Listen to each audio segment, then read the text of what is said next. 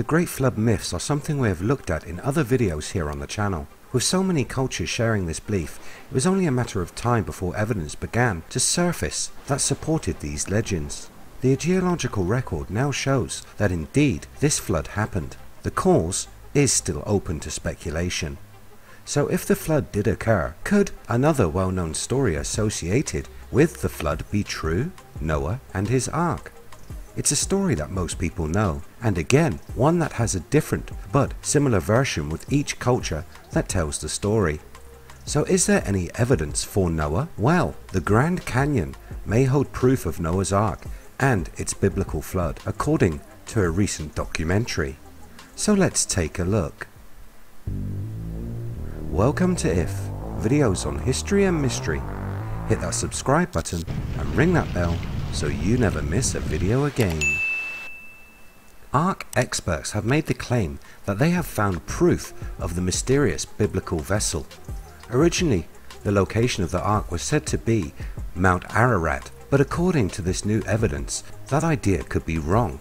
The new location for the Ark? Well, it's one of the most famous features found in nature, a natural wonder of the world. The Grand Canyon. Unlocking Ancient Secrets of the Bible, a book that can be found online, a group of biblical scientists asked the question if the natural marvel that is the Grand Canyon could have been created by the Great Flood event found in the legend of Noah. They postulate the idea that the Grand Canyon was formed as some kind of natural spillway for the waters that Christians believe wiped the earth clean in the flood which God warned Noah about and instructed him to build the vessel we are familiar with today. Animals from all over the planet kept safe and dry as they arrived 2 by 2. Another theory that might be worth looking at is the idea that the Ark was an advanced alien vessel given to Noah by God. God being an extraterrestrial. Religion and aliens is something we covered in the video linked above. This idea says the Ark did not take physical animals into its bowels, but was a repository for the DNA of all living things on the planet. But let's stay on topic.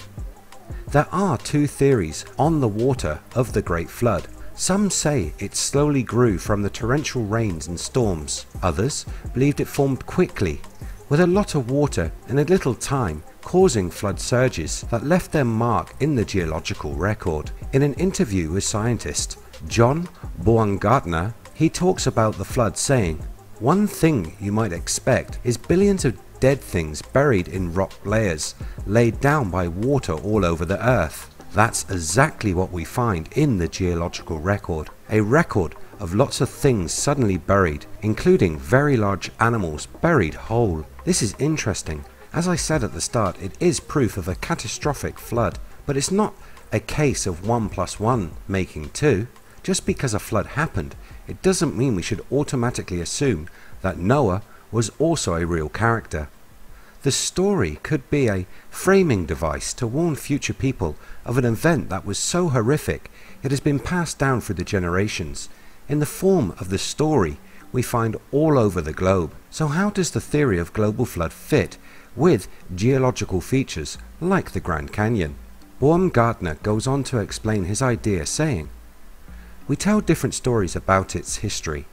The 18-mile wide canyon and the 100-foot river would cause some erosion, but the creationist might see a different idea. This looks for all the world like a larger volume of water came through here and carved this thing out rapidly. That would be the Great Flood of Noah's day. It is true that at present rates, the river we see today would take millions of years to carve out the Grand Canyon, but it was much more powerful in the past.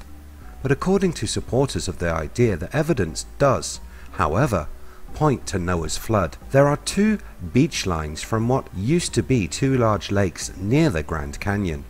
Creationists support the idea that after Noah's flood, these lakes became too full, broke their banks, and spilled over the top.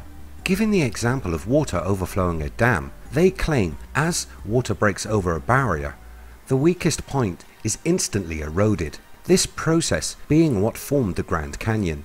They claim it would have been formed quickly, and that this is supporting the ideas of the creationists and their interpretations of the Great Flood. The Bible does, however, say that the Great Flood covered the whole earth. This means we should find many more places where the water drained. The Grand Canyon is one of those places. It is a washed out spillway and provides great evidence for Noah's flood.